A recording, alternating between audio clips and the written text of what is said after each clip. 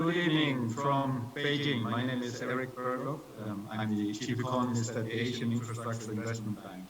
And I'm absolutely delighted to be chairing this session tonight and to be back at the LSE, at least virtually.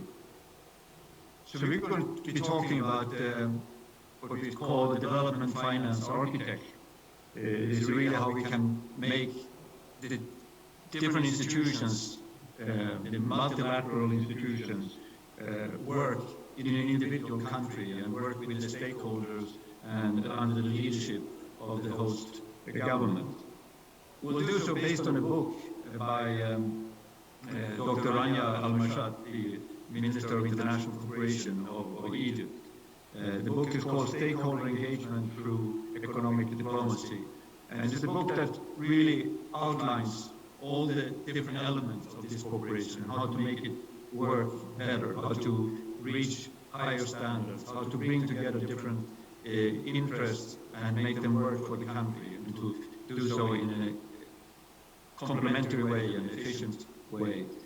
We are absolutely delighted, and I will say a bit more about Dr. Rania later on, and we are absolutely delighted to have with us also Carmen Reinhart, the Chief Economist of the World Bank, the Vice President, and also Minouche Shafik, the Director of the London School of Economics. I'll say more about them later on. But first of all, I wanted to give Dr. Rania a chance to say a few things and maybe introduce the book that is being launched today. The book is part of a series that we call the Policy Reform in the Making. It is an opportunity for leading policymakers, particularly from the emerging and developing world, to reflect on policy reform and introduce that to students and to faculty at LSE and, of course, much more widely. But that was the origin. It's been part of an initiative called the Mariam Forum, where the started at the LSE to bring together faculty and students on the global issues and working with policymakers and students and academics from the emerging world. And we are absolutely delighted to have Dr. Rania here. The event is hosted by the Philosophy Institute for Africa at the LSE. The Philosophy Institute promotes independent academic research and teaching, open and issue-oriented debate, and evidence-based policymaking. The Institute connects social sciences disciplines and works in partnership with Africa to bring African voices to global debates. In terms of formats, as I said, I would first let Dr. Rania speak, and I think she has a presentation, and then we'll go to the different interventions. We also have a number of videos that we will show during the discussion from different people who couldn't be here in person, but who wanted to say something on the topic that Dr. Rania's book is looking at. So, Rania, the floor is yours.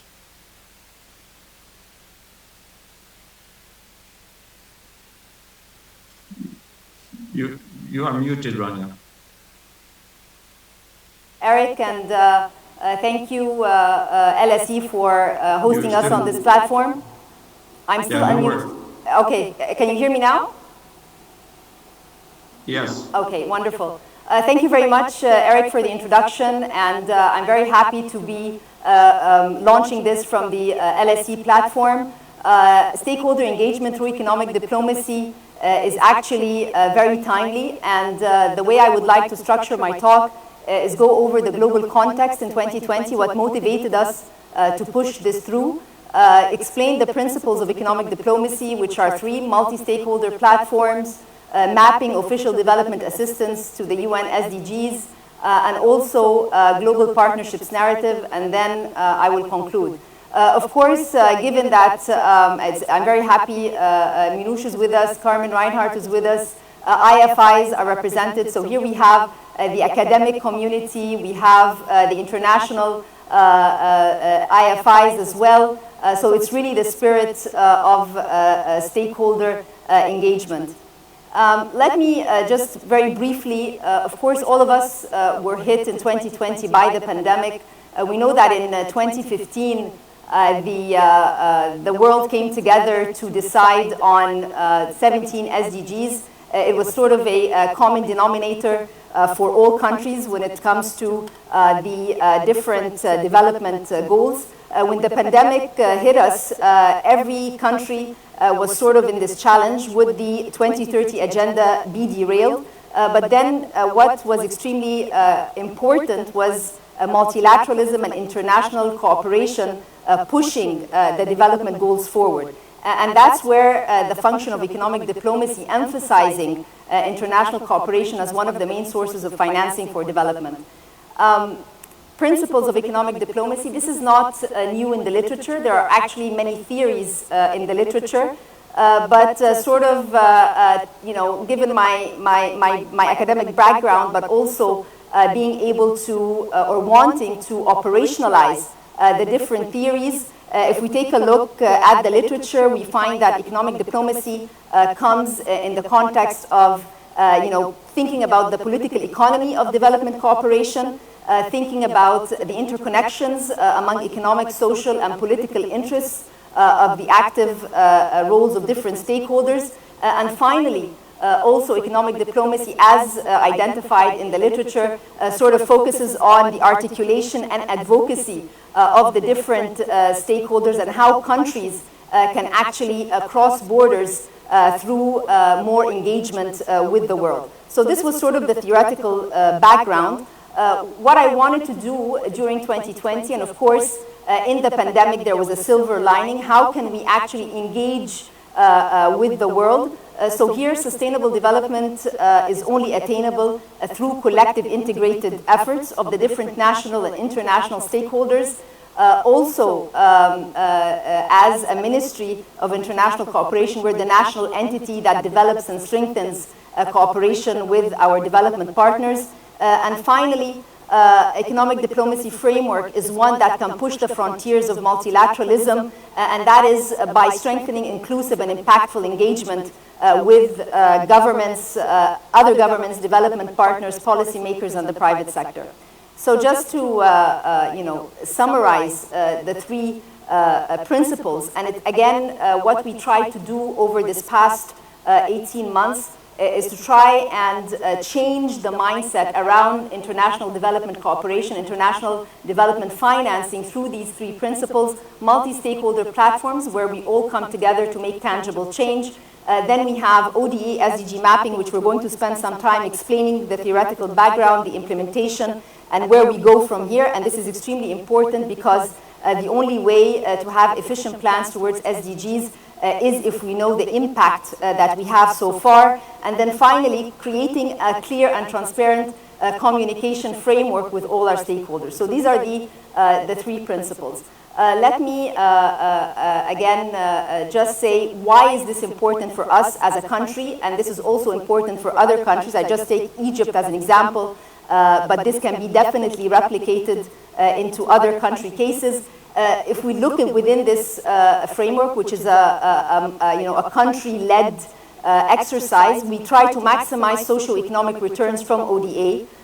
We try to ensure the alignment of development interventions from our development partners with the national objectives that we have, and also with the global objectives, which are the SDGs.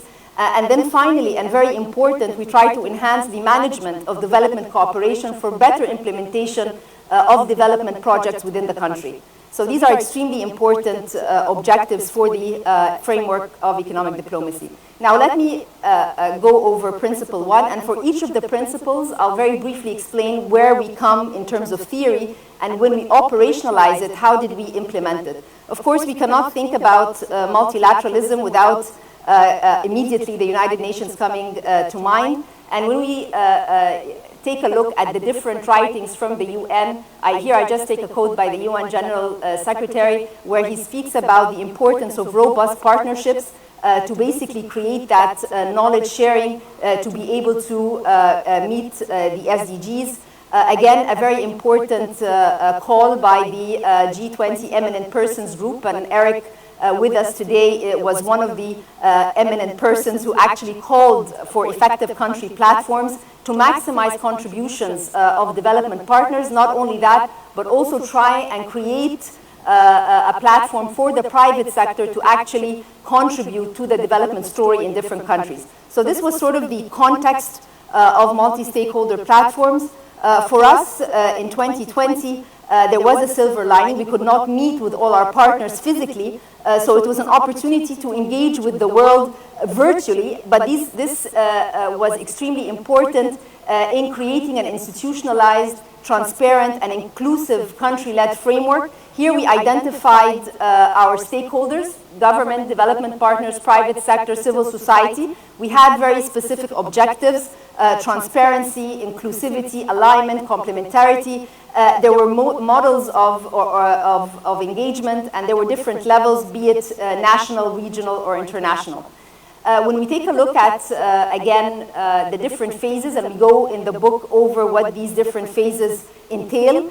Initially, we have the initiation, we have the design of the multi-stakeholder platform, actualization of different partnerships based on what happens during the engagement, review, and then scaling. In our case, we did the inception, the design, and actually there was actualization of different partnerships. In the period ahead, there will be the elements of review and the element of scaling. During 2020, there were several MSPs that took place, and we go over them in the book as well, with the different interventions that took place. Moreover, in 2021, we continued with several of those, but the key element or the key objective was private sector engagement. And let me say that as we were designing the MSPs, the OECD has its Global Partnership for Effective Development Cooperation, which is a survey that different countries engage in. And we announced those results, and there were certain recommendations that we took into account. Some of them were more engagement with our stakeholders, including the private sector, and these were some of the items that we kept in mind as well. Another important element is the role of the private sector when it comes to development finance. And this was, again, in the light of what the different international institutions, OECD on the top of those, and we have with us George from OECD, the head of CDC, where basically the idea is that a private sector is able to create more value in the development process. Therefore, there needs to be mobilization of private finance from development partners, development finance institutions, or multilateral development institutions. Today, the world is talking about blended finance. So there is a scope to be able to reach to that sort of modality through the platforms, through discussions, through this inclusive dialogue that takes place. And then finally, impact investment and social impact investment is today something that we hear a lot. And that's because all firms want to not just be behind profit, but also purpose. And therefore, it's for every country, while it is putting its case for investments or for more inflow into the development process, it needs to create a compelling story. Again, other institutions that call for stakeholder engagement through private sector is the World Economic Forum, and we have our colleagues from the World Economic Forum with us as well. Egypt was one of the signatories on that, and we also explain what that means in the book. Now comes an important part, which is how we align the development finance to the SDG, establishing a link between ODA and SDG. And this is extremely important because it creates the interventions across different projects in the country. And I will be sharing with you the different exercises or the different analytical options for this type of mapping. So from the literature, the mapping has, or the reason why we do the mapping is to create greater accountability, and that is because every dollar that happens in terms of partnerships with the international or with the world, really, how much of it addresses certain goals, what are the results, also the direction of future interventions, and then how we communicate change that takes place, and then finally, what are the learnings that we come out with and the evidence in order to create more effective interventions in the future. So if we take a look at the methodology and approach, and this is a very important exercise that we carry out as Egypt, and it is completely country-led, and we did it in coordination with our development partners to align the objectives and the results of ODA with the different SDGs. There's the sector SDG mapping, sectoral SDG mapping, and then there's the project SDG mapping, and there are two methodologies, the single and the multiple. And in the book, we go through each of the 17 SDGs doing these exercises. We have the full portfolio across the full spectrum of projects, ODA projects. And basically, if we take a look at the first methodology, the sectoral mapping results, and each of these methodologies has both pros but also limitations. And this is what we explain in the book to basically create a guidance for future work, and also it could be replicated by other countries. So if we take a look at the sectoral mapping, basically what happens is each sector within the country requires certain financing. So this is a straightforward exercise. It just creates an understanding of where the ODA has gone on a sector level.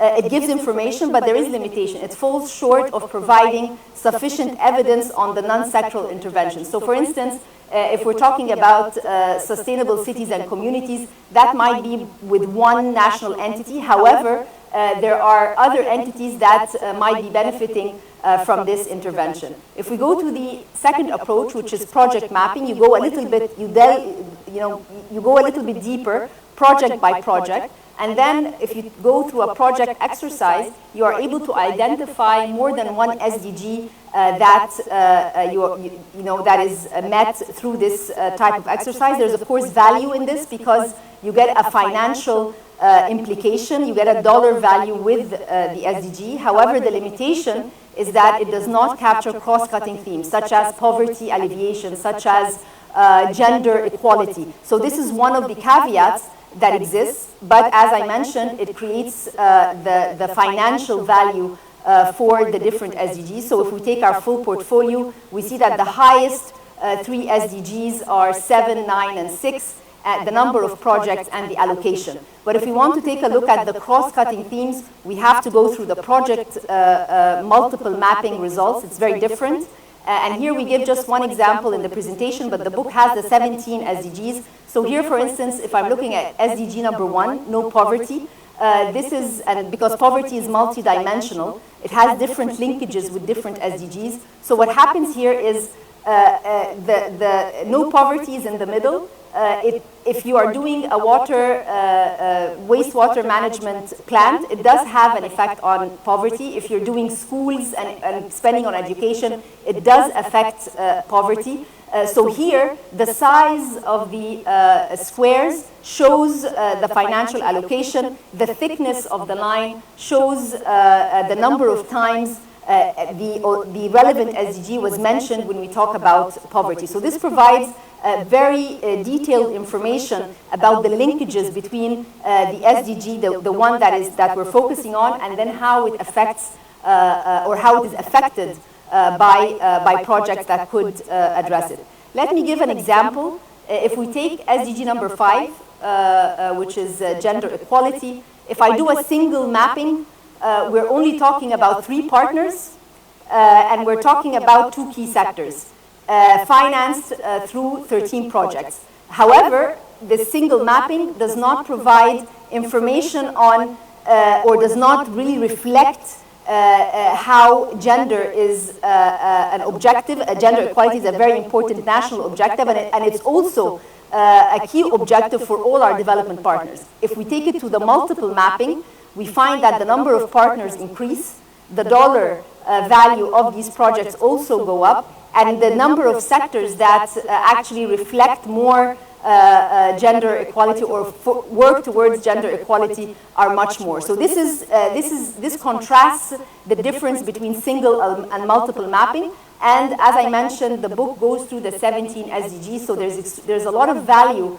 in doing the full mapping exercise. Now, if you put everything together, and this is also, we go over details of this within, if you do an ODA finance project for all the projects, here you see that the relationships are very complex, reciprocated, and again, the thickness of the lines shows how many times the different SDGs are interrelated. The size shows, again, and these are just for the Egyptian portfolio, but if we take other country cases, the same exercise can be replied.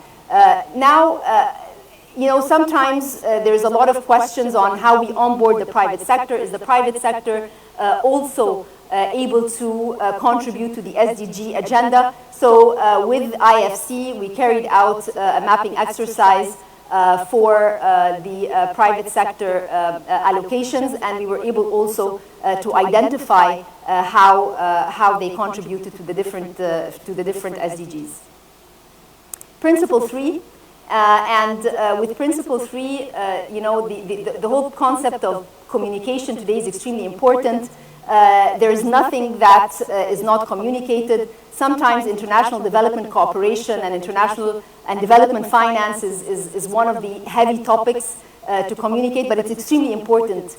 And that's why strategic communication in this area is of absolute importance. It creates advocacy with the constituencies. It also creates a consistent narration with all stakeholders and with the development partners. So again, if we're thinking about why we are communicating or what are the tools, there are traditional tools which are becoming less effective. Technology plays a very big role, and we know that during the pandemic, people started to follow very much digitally. And so through very targeted communication, you can create impact. There are various channels that the book also goes through to the audience. And all of this is very important because you want to be able to create an understanding of what is happening and also motivate future interventions when it comes to development finance. The design elements of different modes and this is something that we have done in the ministry. We look at the geographical meaning, so there's a spatial way of explaining or communicating development finance. Also linguistically, using certain terms to reflect on the constituencies. Then using different models. There's the visual is very, very important, and then there's the gestural way, the behavior of how you present the development story. So just to conclude, and I went very fast through the different elements, but the global partnerships narrative, the consistent line that we used with everyone is that each and every development project actually has people at the core. These projects are projects in action, and the purpose is the driver, and the purpose is really the 17 SDGs, depending on which project we're talking about and depending on the mapping. So the multi-stakeholder platforms create the alignment and create the complementarity with our stakeholders. ODA SDG mapping identify the results to a large extent of the interventions and guides for future interventions. And then the global partnerships narrative is basically how we are able to tell the story in a consistent way. So what we aim to do in this book is to provide an opportunity to capture and document a country practice, in this case Egypt, where there are findings and insights of how stakeholders can actually come together, and then we have future interventions that would be more targeted, and basically through all of this, the ultimate aim is to be able to achieve the 2030 agenda. Maybe just in conclusion, and I take this platform as an opportunity to launch our, the map on the website. So in the spirit of transparency, everyone can go on the website now and basically see the different, the map itself. This is the map of Egypt, the different SDGs. If I take SDG number 3, which is good health, you can take a look at the different projects. Oops.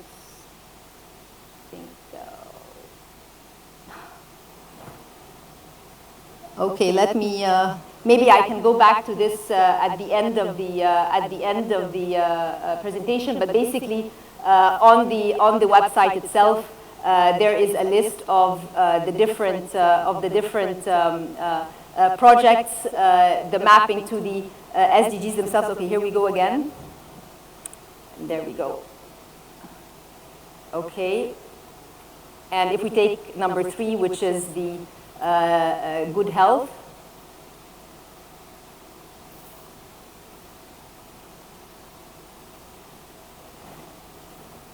Yeah.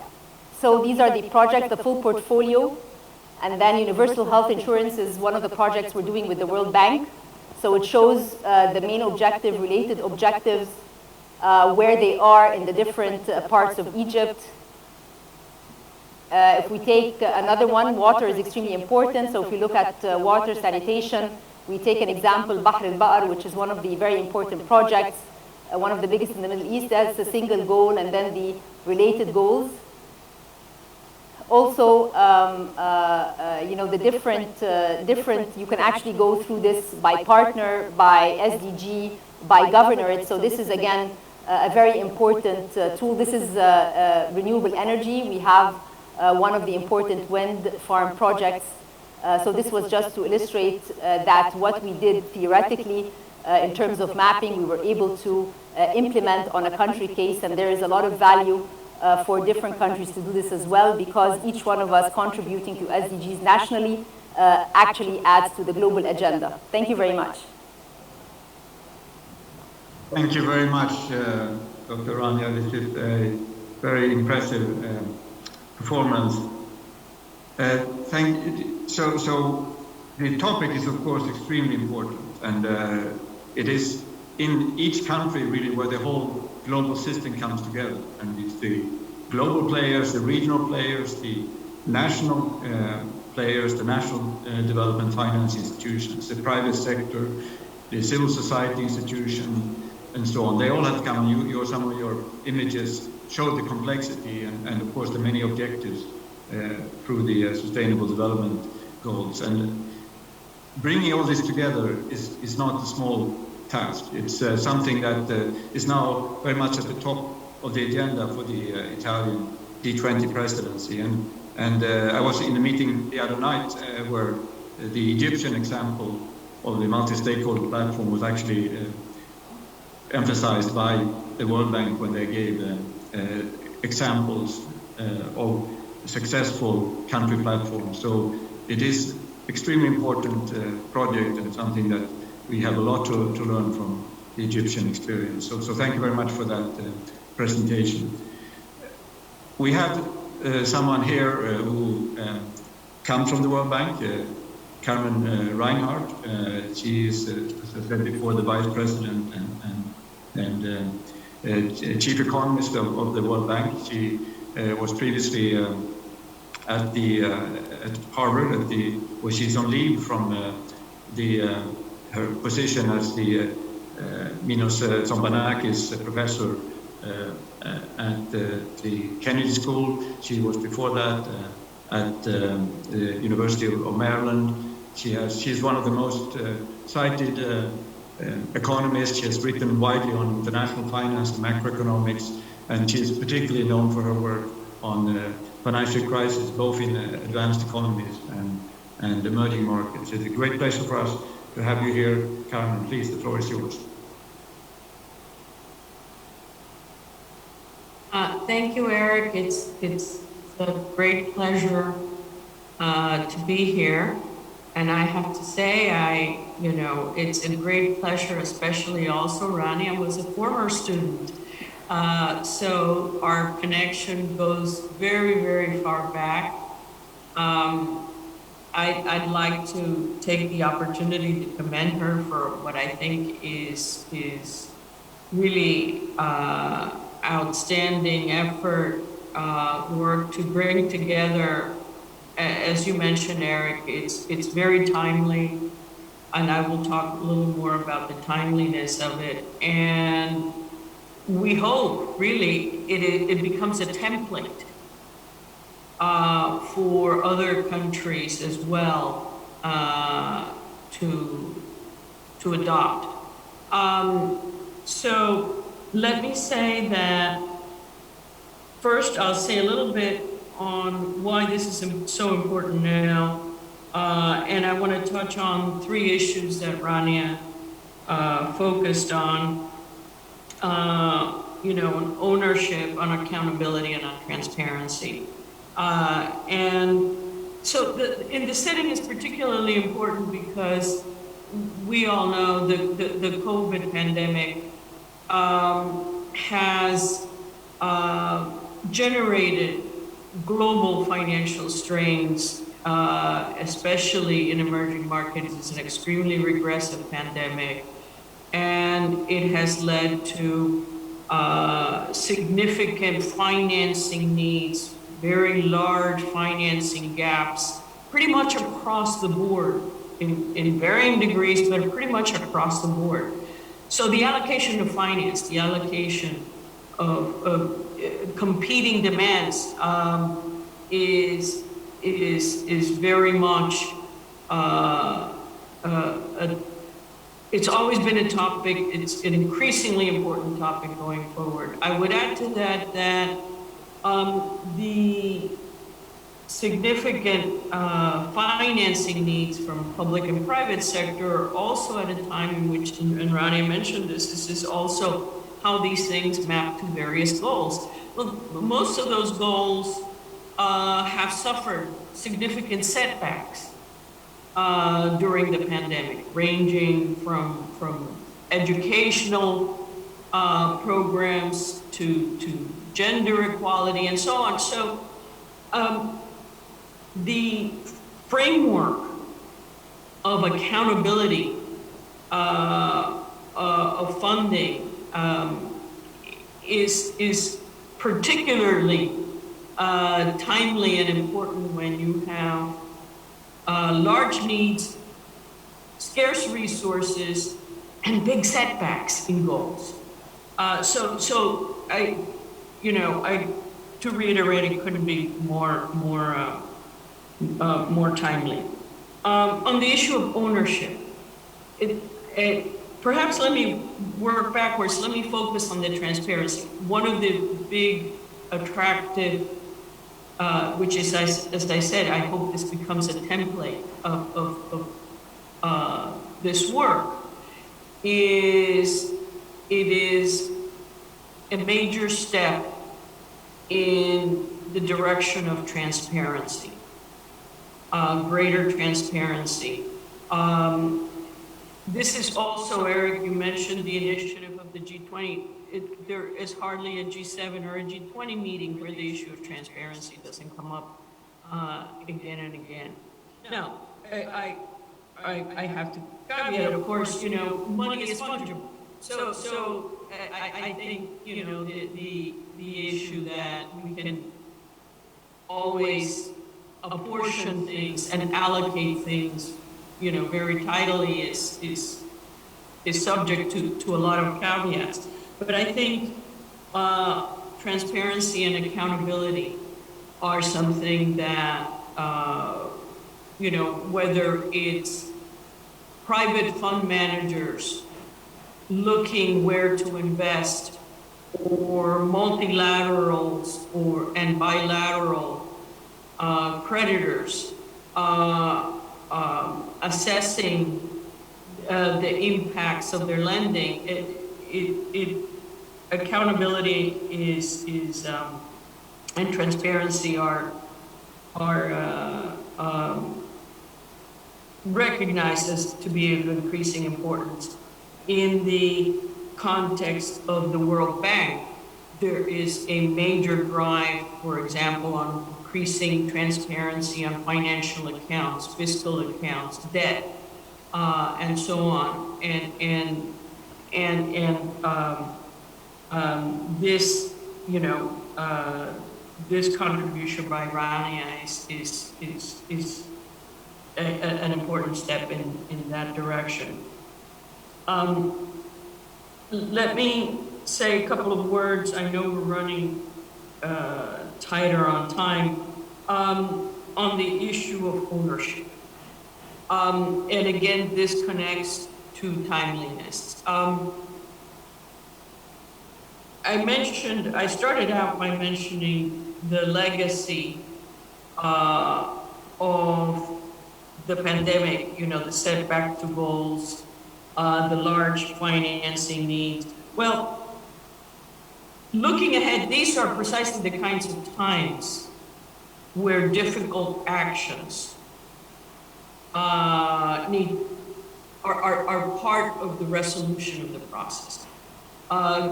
Governments, whether it's implementing new energy policies or the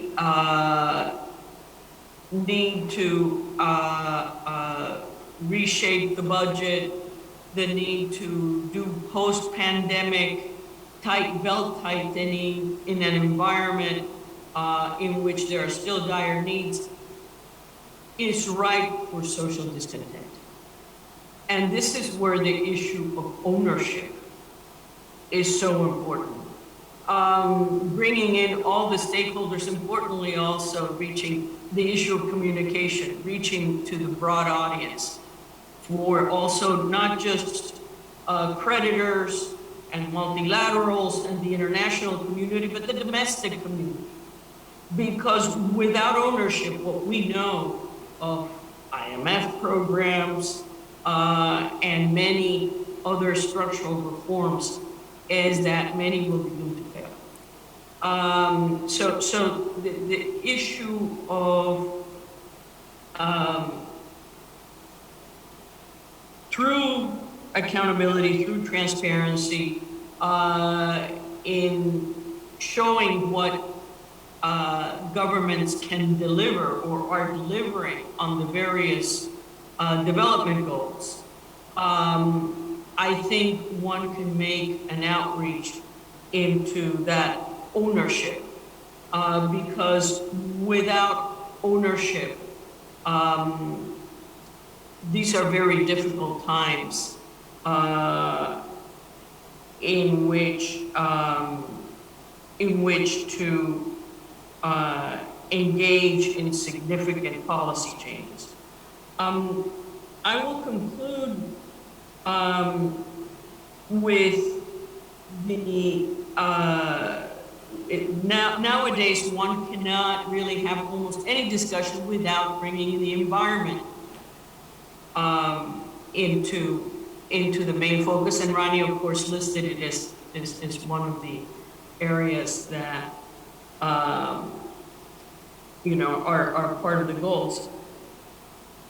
I think when we're looking at outreach to the global community, there is a new momentum for development finance that is building the whole area of green bonds, the greater wave of consciousness of the environmental issue. So again, going back to the issue of the timing of this book, I think it is very important to recognize that reaching out to that new potential public-private international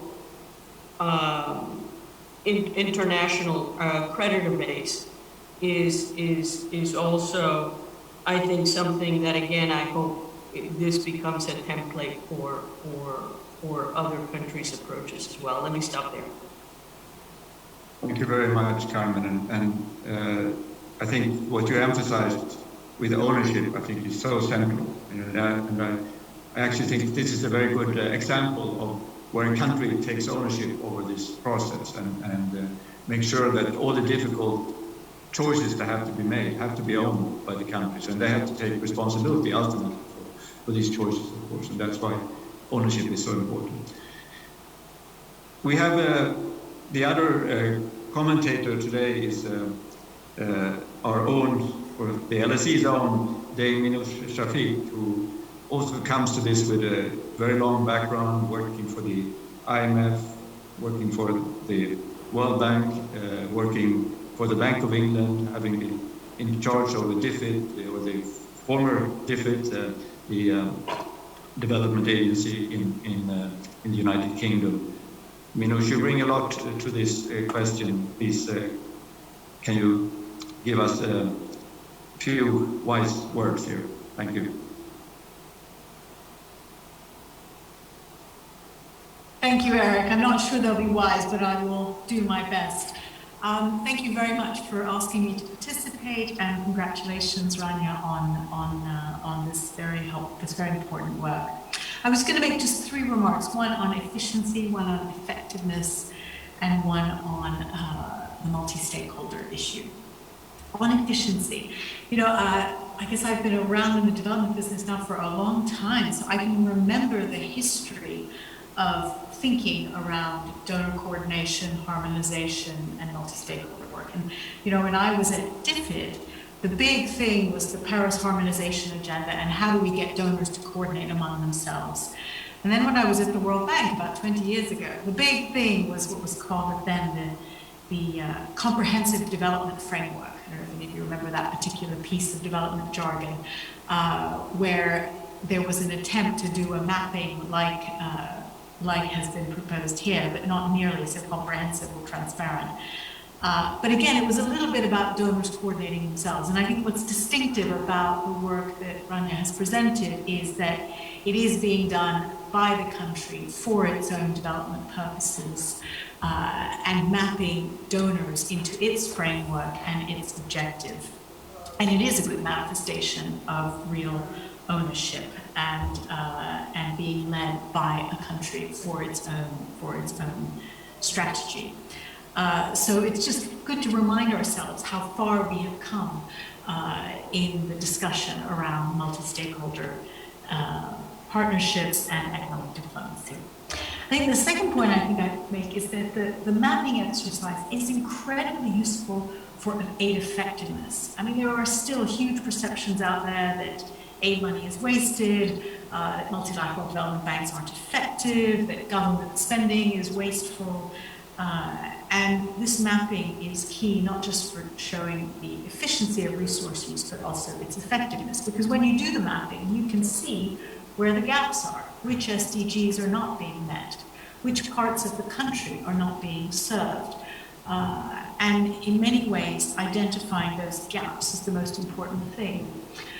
One of the things about the SDGs is that we know that, for example, SDGs that are based on measuring inputs, like how many kids you get into school, are much easier to deliver than SDGs that are defined as delivering outcomes, like reduced maternal mortality or improvements in literacy and educational outcomes.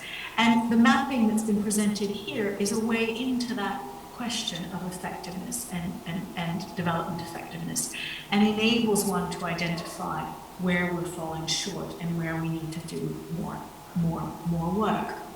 We've done, actually, funnily enough, a similar exercise at the London School of Economics and mapped LSE's own research against the SDGs to see where we're falling short and which areas of research have been relatively neglected and where we need to do more. So it is a really good discipline to make sure that we are being comprehensive in our approach. And then finally, I think this approach really brings home the idea that no problem can be solved by one actor. And governments can't do it alone, the private sector can't do it alone, civil society can't do it alone, multilaterals can't do it alone. And we've known that for a long time, and people have paid lip service to that for a long time, but we haven't really had a way to operationalize that and make that real. This recent pandemic brought this home so clearly. You know, countries didn't necessarily have the resources, or in many cases, the supply of vaccines and PPE to respond. Multilaterals might have been able to provide loans, but if the supply of materials wasn't there, the loans couldn't be used effectively. The private sector didn't necessarily have the supply chains it needed to deliver at pace. And so unless you brought those parties together regularly, there was no hope of making progress on the crisis. And increasingly, I think we have to see most of the big international challenges as ones that can only be solved by that sort of variable geometry of multilateralism. And finding mechanisms to make that variable geometry work is really difficult. And I think what we've seen here today is a really good example of how a really useful tool for making the complex geometry of international cooperation actually practical and effective and efficient. And so a very useful model for other countries to adopt, and hopefully one that contributes to Egypt's own development more effectively. Thank you very much, Minouche. And now we have a chance to bring in questions from the audience, but first there are a few interventions from people who you are going to bring in, Koyo. So Koyo is working in the background to bring in, I think, Richard Atias, Yelena Panova, and Jorge de Silva. Can we?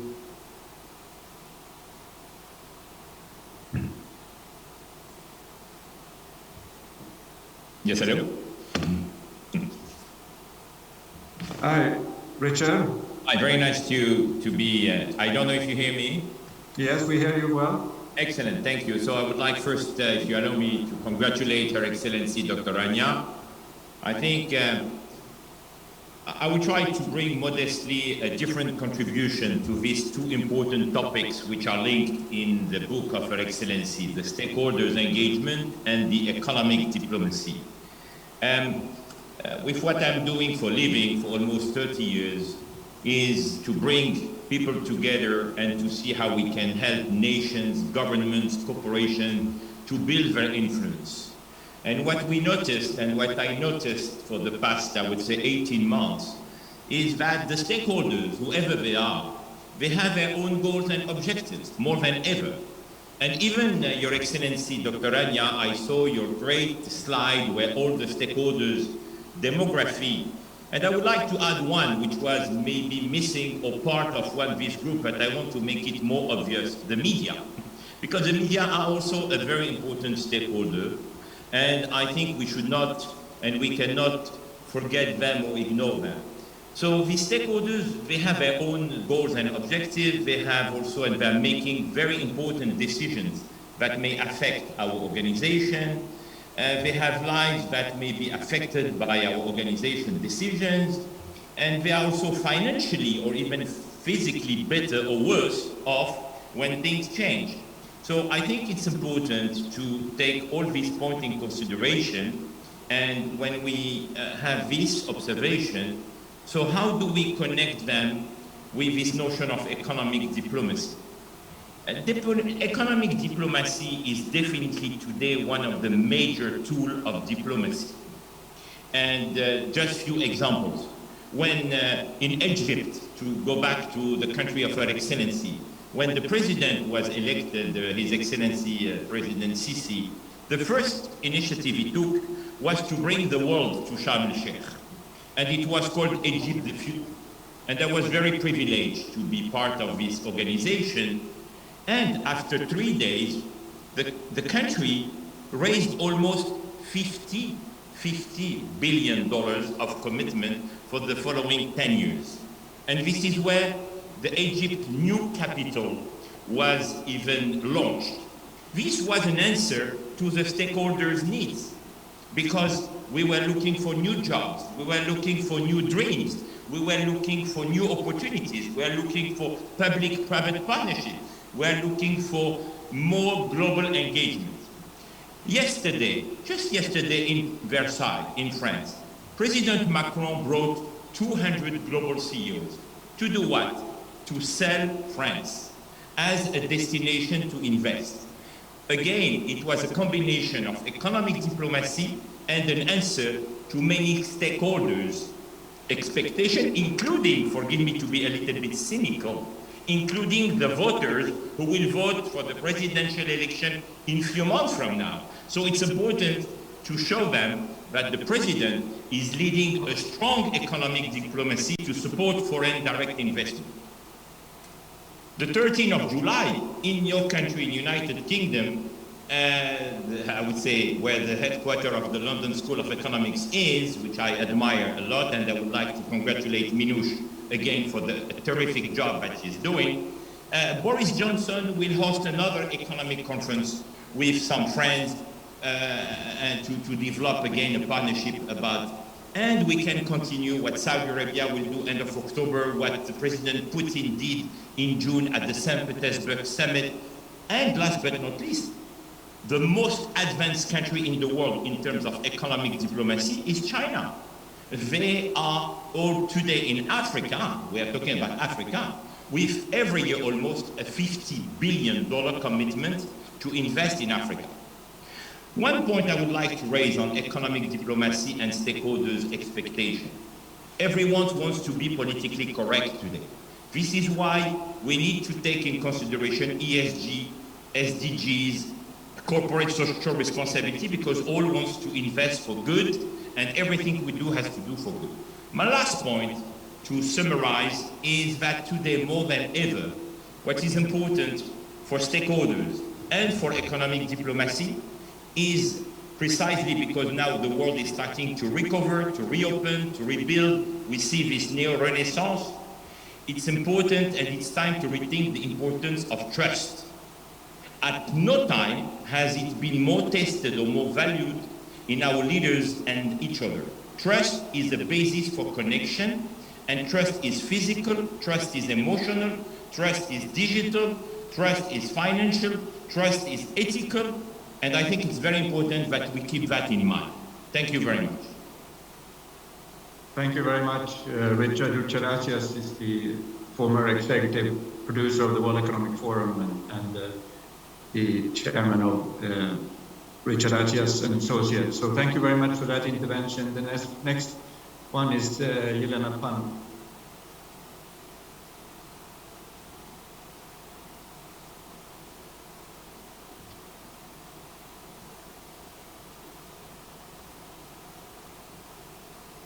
Yes. And can you hear me?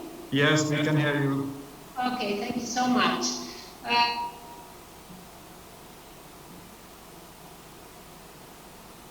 The Minister of International Cooperation, Dr. Rania Al-Mashat, for the launch of a new book. For the United Nations system in Egypt, this is extremely proud moment due to two reasons. First, several UN entities are actively involved and also recognized in the multi-stakeholder partnerships mentioned in the book. And also, secondly, the book and the economic diplomacy advocated by the book puts the sustainable development goals at the center of development cooperation. So if you allow me, I would like to also share with you how the book is of relevance to the UN system and also to the development partners group, development partners operating in Egypt in particular. So firstly, the book makes a pioneering effort, indeed, in improving the transparency, and the previous speaker spoke about this, of financing flows by mapping the ODA spending with the SDGs. For example, the book, if you look at it, shows that SDGs 7, 9, and 6 combined receive almost 65% of the total ODA portfolio in Egypt. And this information we didn't have before. So this data should then motivate all of us, development workers on the ground, on discussing how we can work together to augment financing flows to some of the SDGs that currently we see at the bottom of the list. Secondly, in my view, in our view, the book provides evidence of interlinked nature of the SDGs, and Dr. Rania Al-Mashat, demonstrated this in her presentation from a practitioner's perspective. Because very often we, especially we of the UN, convey to the stakeholders at a conceptual level that SDGs are highly interlinked. But the book translates this conceptual notion of interlinkages into a practical level using a practitioner lens. Very, very valuable contribution. It shows how the ODA finance project targets certain primary SDGs while also recognizing the linkages to other related goals and targets. And this is a very useful information because it helps us take a stock of which of the SDG interlinkages are recognized at the project implementation level, and at the same time identify the linkages that are perhaps not adequately harnessed currently in the ODA projects.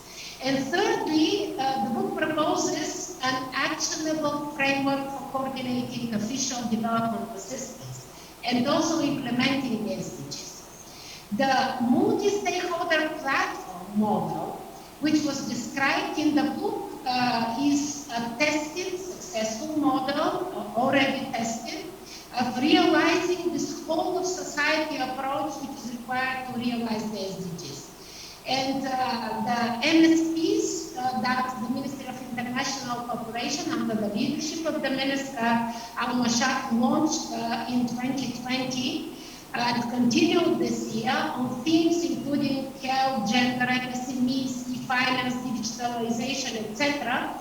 All this, this effort exhibits an agile governance structure for development cooperation that promotes transparency, but also accountability, as also highlighted, I think, by Dr. Reinhart. And it also opens the way for more enhanced partnerships, ultimately benefiting, of course, the people of this country. So let me conclude by congratulating once again Her Excellency the Minister for this book, which will be an invaluable resource to the development community. And I want to also, say at the end that we at the UN family look forward to building on and also implementing the critical principles of economic diplomacy advocated in the book. Thank you very much for the opportunity to contribute to the discussion. Thank you very much, Ms. Panova, who is the UN resident coordinator in Egypt. And of course, the UN is a very important part of these multi-stakeholder platform or country platforms. Very important to have their leadership in these platforms. We have now, it seems like the third speaker is not here, so I wanted to go to take a question from the audience. So can I take from Uwe Gellen? He's saying he's very positive to these efforts to put feedback, to bring together people and on these platforms. And he thinks that Egypt have had a particularly strong effort.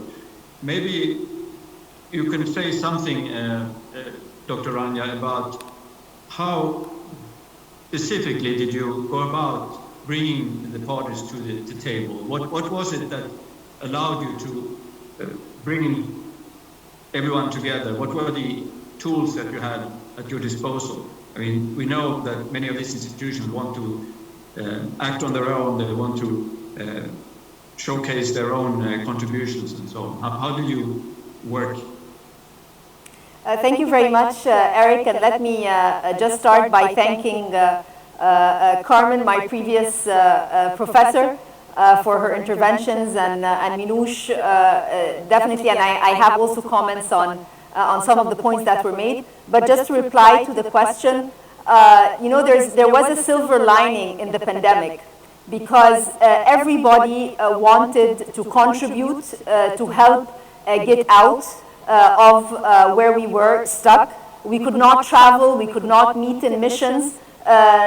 So the multi-stakeholder platform was a very effective tool to collectively sit around the table, everybody complementing each other. And the whole point, as Carmen mentioned very correctly, financing is a rare commodity these days. And everybody wants to make sure that the interventions are pinpointed, are effective, and there's a bankable project that you can actually put your money on the table and achieve.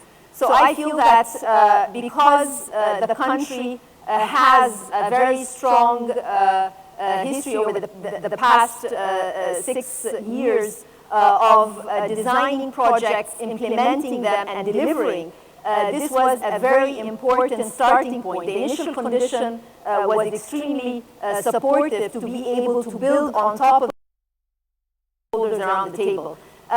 When Richard mentioned the media as one of the stakeholders, that's why the third principle of economic diplomacy is a global partnership narrative that we do to actually create the outreach. So media and the different modalities of media is definitely part of that. Because again, we're less than 9 years away from the 2030 agenda, and in order to mobilize more financing for delivering the SDGs, it is extremely important to have a compelling story and to show that your partnerships do deliver.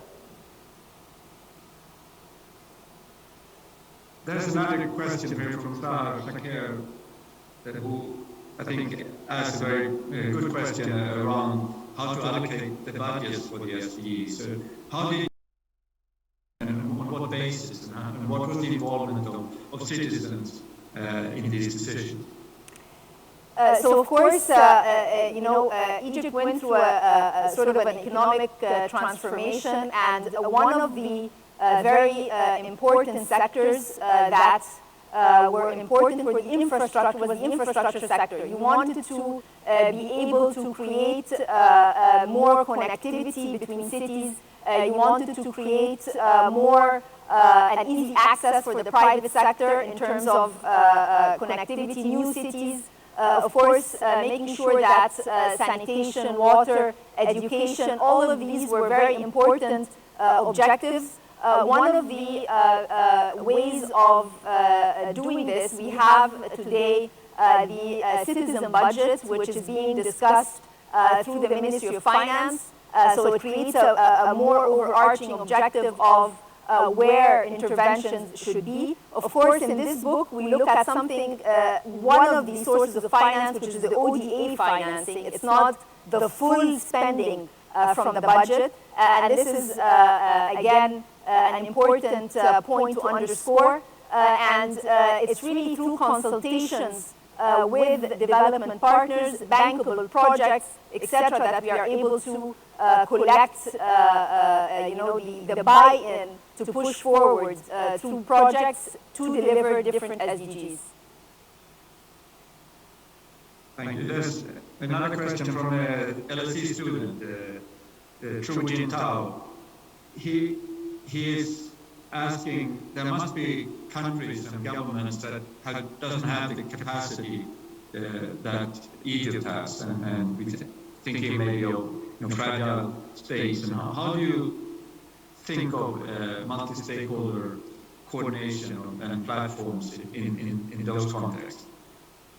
I can go back a little bit in my career when I was an economist at the IMF, and we used to go on missions to countries where we, as one of the big IFIs, providing platforms for coordination among the different stakeholders in those countries. What I can say is that the reason why we wanted to document what we did in a big country like Egypt that has access and that actually delivers on different projects is to say that this is a template, this is a framework that can be replicated.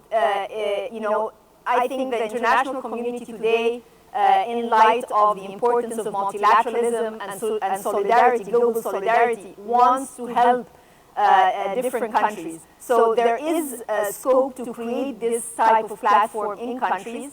Complementarity is important, trying to avoid redundancy when it comes to spending.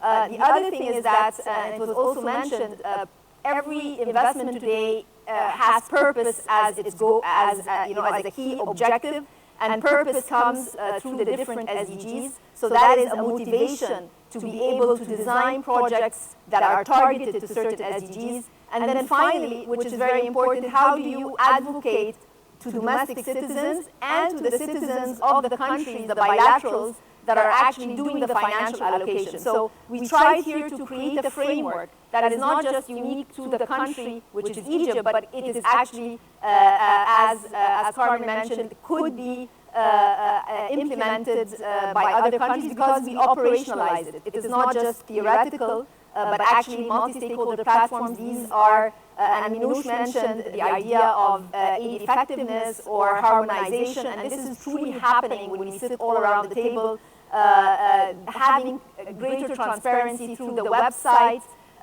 Each and every dollar that has come to the country in ODA is now quantified. You can see it, visually. You can come and visit these projects. The number of beneficiaries are mentioned explicitly, which goals are being targeted. So this is something that I think is not unique to Egypt. It's just a country case, but the framework is generally applicable elsewhere. Thank you very much. We are coming close to the end of this, and I know that there are some videos that we want to show at the end. Maybe, Koyo, you want me to conclude first before showing the videos? I think I should be concluding. But I think we have had a very good discussion, a very nice demonstration of the possibilities of individual countries taking ownership of their own development process and helping the international community to come together also and work together, manifest what it can deliver and do so in a more effective and efficient way. And of course, bringing in also private sector, bringing in civil society, all those things. You have provided a very good demonstration piece, and I'm sure it will be used by many, and we are very grateful that you have allowed LSE to be part of publishing this book, and that we can maybe have future opportunities to talk to you and talk to people who want to work along this approach, working to make the international system work better in countries that are developing and trying to implement the SDGs. So thank you very much, Dr. Rania, and we very much look forward to having contact with you in the future. Thank you very much. Okay, thank you, Minouche. Thank you, Carmen, for taking the time to go over the book. And as you mentioned, we look forward to engaging in the future as well. Thank you.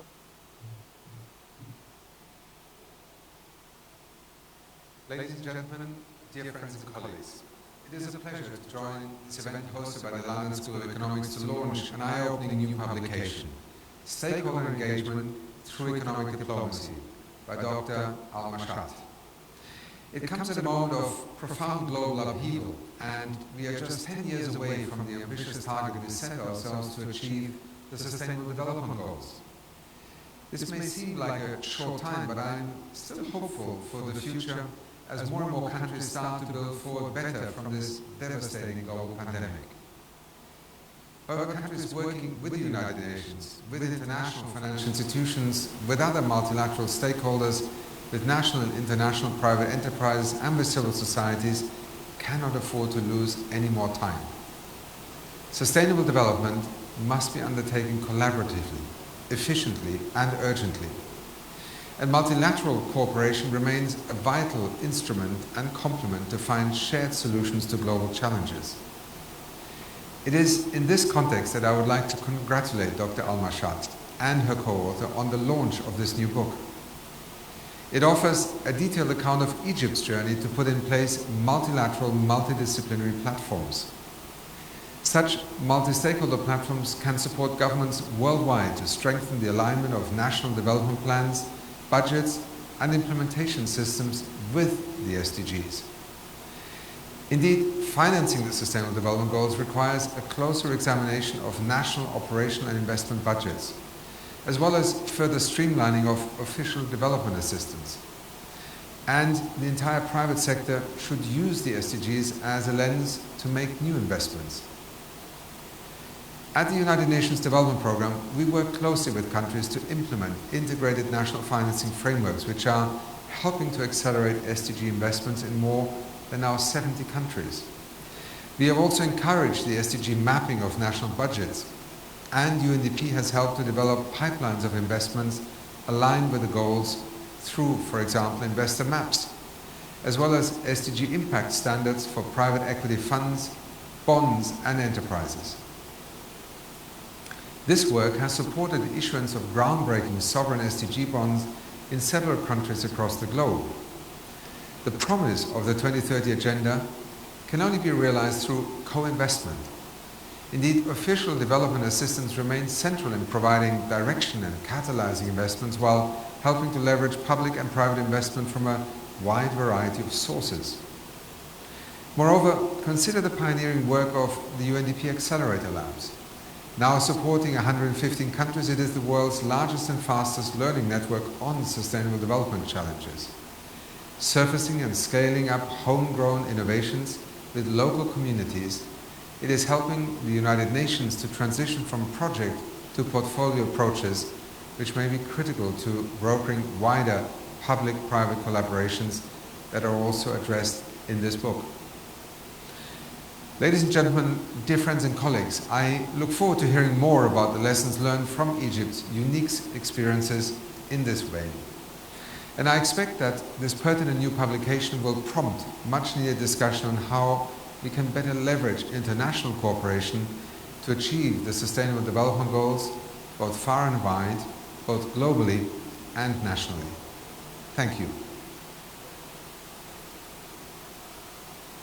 Excellencies, ladies and gentlemen, dear colleagues, allow me to begin by thanking Her Excellency Dr. Rania Al-Mashat, Minister of International Cooperation of the Arab Republic of Egypt, for inviting me to participate in this event. I fully endorse the effort of Egypt to put together in this book called Stakeholder Engagement Through Economic Diplomacy the narrative that economic diplomacy and development cooperation must be pursued in a structured way. Excellencies, the COVID-19 pandemic has revealed the essential unity of humanity and the interdependence of nations, as well as the need to strengthen multilateral development cooperation. No country will be able to control the pandemic alone. If the majority of the population of the developing countries is not vaccinated, the virus will roam and return. All will be safe when everyone is safe. Similarly, global economic recovery will be difficult if the majority of the developing countries remain stagnant and in a state of recession. Multilateral cooperation and partnerships are therefore vital to promote global economic recovery. This is one of the major conclusions of the book. I agree with the assessment that an institutional, transparent, and inclusive country-led framework is important to facilitate constructive dialogue among all stakeholders involved in development cooperation. This has to be the UN Development Cooperation Framework's priority to reflect such a structured approach consistent with the priorities of the recipient countries. Excellencies, the 2030 Agenda and the corresponding SDGs provide a blueprint for the future of our development and the indispensable imperative to put people at the center of development cooperation and development strategies. Development cooperation and official development assistance, ODA, must be aligned with the SDGs. The SDG mapping of ODA is an important first step towards this objective. I am happy that Egypt has taken the lead on this. My own country has also initiated the SDG investor mapping to provide a framework for the future investments in sustainable development. However, I must emphasize that regardless of this mapping exercise, the developed countries must fulfill the 0.7% GNI target of ODA, and the ODA planned activities must be aligned with the host country's priorities. The most important conditions to promote these related goals of development cooperation is the availability of a pipeline of viable and bankable projects that contribute to development.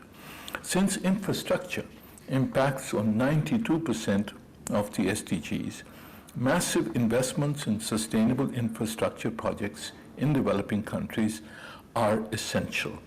Development cooperation partners should commit to strengthening the capacities of developing countries to formulate a pipeline of investable projects in sustainable infrastructure.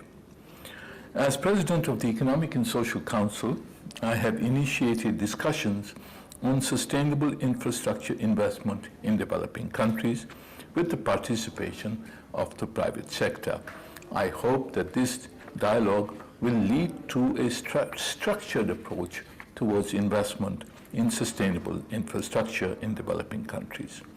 I have asked for the transformation of the UN's SDG investment fair into a permanent mechanism and a multi-stakeholder dialogue to promote investment in sustainable infrastructure.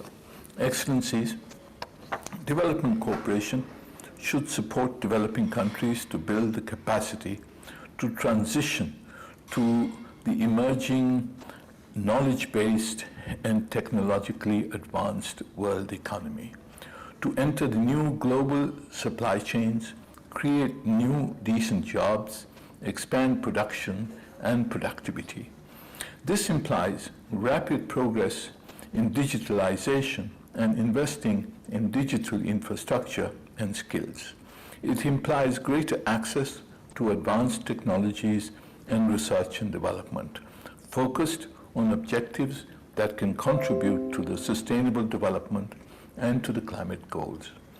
The multiple challenges we face, COVID-19, the implementation of the SDGs, and the climate crisis, are also an opportunity to build a better, more equitable, and more resilient global economic and social system.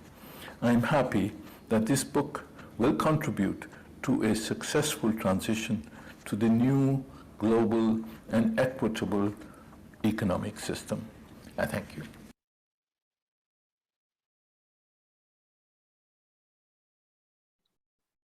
So maybe it's finally, this was the Achim Steiner, the head of the UNDP, and His Excellency Munir Akram, President of the Economic Social Council of the UN.